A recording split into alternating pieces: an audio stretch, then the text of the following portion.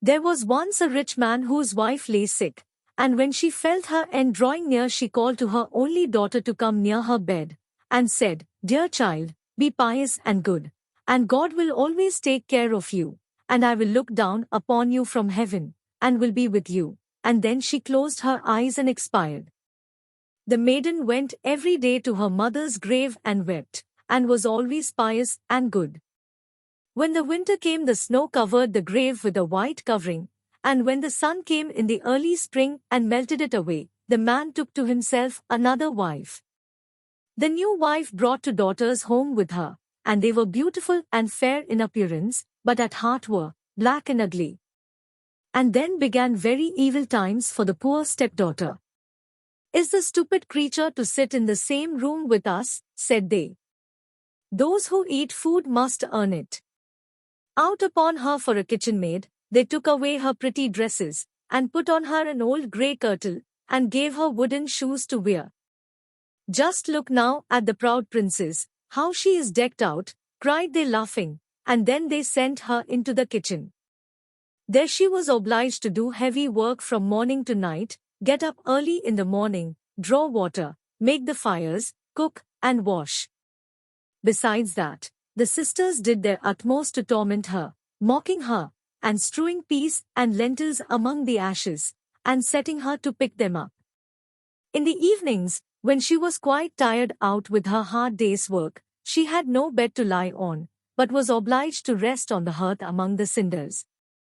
And as she always looked dusty and dirty, they named her Cinderella. It happened one day that the father went to the fair, and he asked his two stepdaughters what he should bring back for them.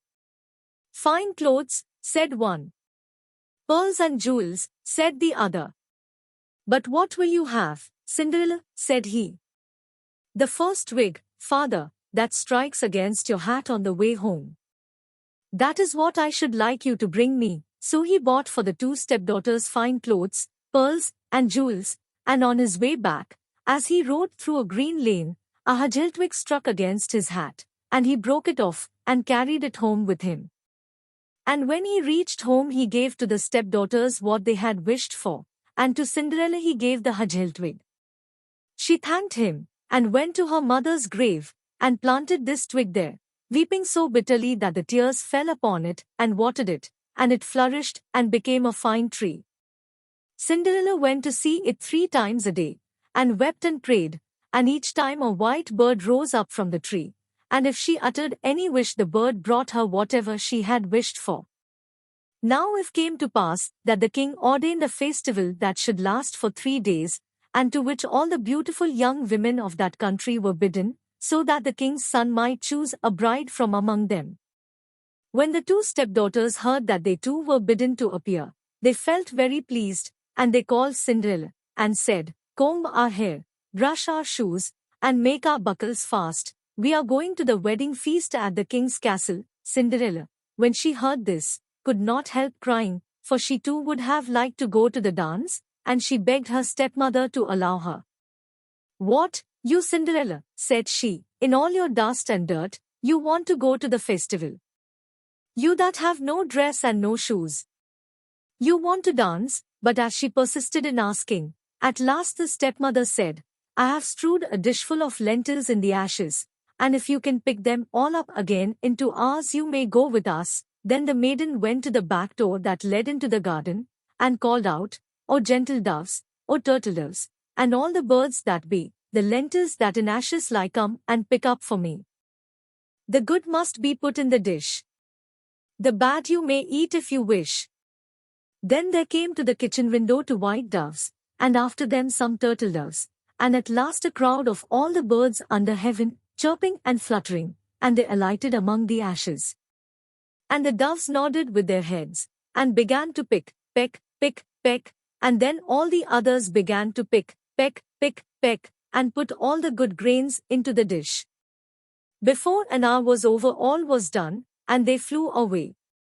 Then the maiden brought the dish to her stepmother, feeling joyful, and thinking that now she should go to the feast. But the stepmother said, "No, Cinderella, you have no proper clothes, and you do not know how to dance, and you would be laughed at, And when Cinderella cried for disappointment, she added, "If you can pick 2 dishes full of lentils out of the ashes, nice and clean, you shall go with us," thinking to herself, "For that is not possible." When she had strewed 2 dishes full of lentils among the ashes, the maiden went through the back door into the garden, and cried, "O gentle doves, O turtle doves, and all the birds that be, the lentils that in ashes lie, come and pick up for me.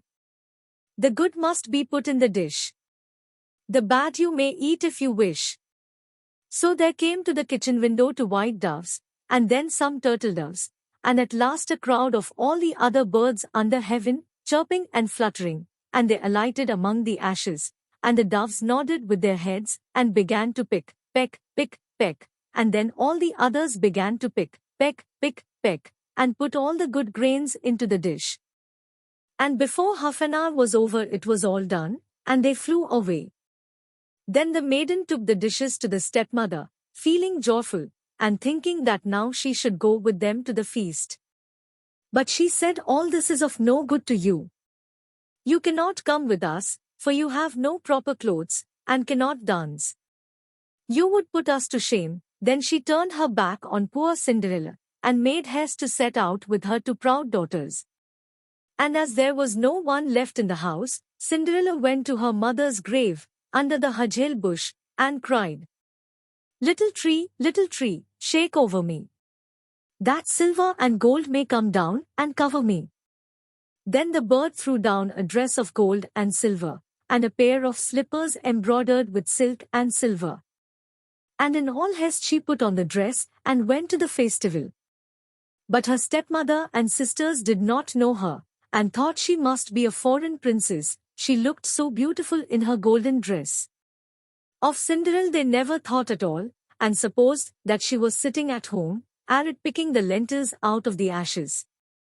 The king's son came to meet her, and took her by the hand and danced with her, and he refused to stand up with anyone else, so that he might not be obliged to let go her hand. And when anyone came to claim it he answered, "She is my partner." And when the evening came she wanted to go home, but the prince said he would go with her to take care of her, for he wanted to see where the beautiful maiden lived. But she escaped him, and jumped up into the pigeon house. Then the prince waited until the father came, and told him the strange maiden had jumped into the pigeon house.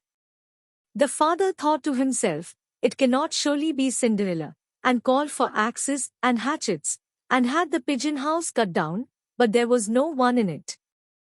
And when they entered the house there sat Cinderella in her dirty clothes among the cinders, and a little oil lamp burnt dimly in the chimney. For Cinderella had been very quick, and had jumped out of the pigeon house again, and had run to the hajel bush. And there she had taken off her beautiful dress, and had laid it on the grave, and the bird had carried it away again, and then she had put on her little grey kirtle again, and had sat down in the kitchen among the cinders. The next day, when the festival began anew, and the parents and stepsisters had gone to it, Cinderella went to the hajel bush and cried, little tree, shake over me, that silver and gold may come down and cover me." Then the bird cast down a still more splendid dress than on the day before. And when she appeared in it among the guests, every one was astonished at her beauty. The prince had been waiting until she came, and he took her hand and danced with her alone. And when any one else came to invite her he said, "She is my partner." And when the evening came she wanted to go home, and the prince followed her, for he wanted to see to what house she belonged, but she broke away from him, and ran into the garden at the back of the house. There stood a fine large tree, bearing splendid pears. She leapt as lightly as a squirrel among the branches, and the prince did not know what had become of her. So he waited until the father came, and then he told him that the strange maiden had rushed from him, and that he thought she had gone up into the pear tree. The father thought to himself, "It cannot surely be Cinderella," and called for an axe, and felled the tree, but there was no one in it. And when they went into the kitchen there sat Cinderella among the cinders, as usual, for she had got down the other side of the tree, and had taken back her beautiful clothes to the bird on the hajel bush, and had put on her old grey kirtle again. On the third day, when the parents and the stepchildren had set off, Cinderella went again to her mother's grave, and said to the tree, little tree, shake over me, that silver and gold may come down and cover me." Then the bird cast down a dress, the like of which had never been seen for splendor and brilliancy, and slippers that were of gold. And when she appeared in this dress at the feast, nobody knew what to say for wonderment. The prince danced with her alone, and if anyone else asked her, he answered, "She is my partner." And when it was evening, Cinderella wanted to go home, and the prince was about to go with her, when she ran past him so quickly that he could not follow her. But he had laid a plan, and had caused all the steps to be spread with pitch, so that as she rushed down them the left shoe of the maiden remained sticking in it. The prince picked it up, and saw that it was of gold, and very small and slender. The next morning he went to the father, and told him that none should be his bride save the one whose foot the golden shoe should fit. Then the two sisters were very glad, because they had pretty feet. The eldest went to her room to try on the shoe, and her mother stood by. But she could not get her great toe into it, for the shoe was too small. Then her mother handed her a knife, and said, "Cut the toe off, for when you are queen you will never have to go on foot." So the girl cut her toe off, squeezed her foot into the shoe, concealed the pain, and went down to the prince. Then he took her with him on his horse as his bride, and rode off. They had to pass by the grave, and there sat the two pigeons on the hajil bush, and cried, "There they go, there they go. There is blood on her shoe. The shoe is too small. Not the right bride at all." Then the prince looked at her shoe, and saw the blood flowing. And he turned his horse round and took the false bride home again, saying she was not the right one, and that the other sister must try on the shoe. So she went into her room to do so, and got her toes comfortably in, but her heel was too large. Then her mother handed her the knife, saying, "Cut a piece off your heel. When you are queen you will never have to go on foot." So the girl cut a piece off her heel, and thrust her foot into the shoe, concealed the pain, and went down to the prince, who took his bride before him on his horse, and rode off. When they passed by the hajel bush the two pigeons sat there and cried, "There they go, there they go. There is blood on her shoe. The shoe is too small. Not the right bride at all." Then the prince looked at her foot, and saw how the blood was flowing from the shoe, and staining the white stocking. And he turned his horse round and brought the false bride home again. "This is not the right one," said he. "Have you no other daughter?" "No," said the man, "only my dead wife left behind her a little stunted Cinderella. It is impossible that she can be the bride." But the king's son ordered her to be sent for, but the mother said, "Oh no. She is much too dirty. I could not let her be seen," but he would have her fetched, and so Cinderella had to appear. First she washed her face and hands quite clean, and went in and curtsied to the prince, who held out to her the golden shoe. Then she sat down on a stool, drew her foot out of the heavy wooden shoe, and slipped it into the golden one, which fitted it perfectly.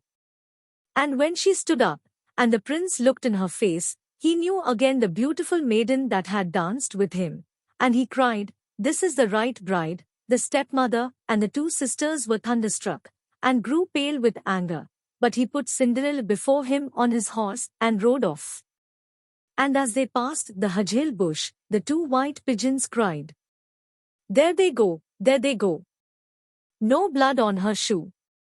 The shoe's not too small. The right bride is she after all." And when they had thus cried, they came flying after and perched on Cinderella's shoulders, one on the right, the other on the left, and so remained. And when her wedding with the prince was appointed to be held, the false sisters came, hoping to curry favor, and to take part in the festivities. So as the bridal procession went to the church, the eldest walked on the right side and the younger on the left, and the pigeons picked out an eye of each of them. And as they returned, the elder was on the left side and the younger on the right, and the pigeons picked out the other eye of each of them. And so they were condemned to go blind for the rest of their days because of their wickedness and falsehood.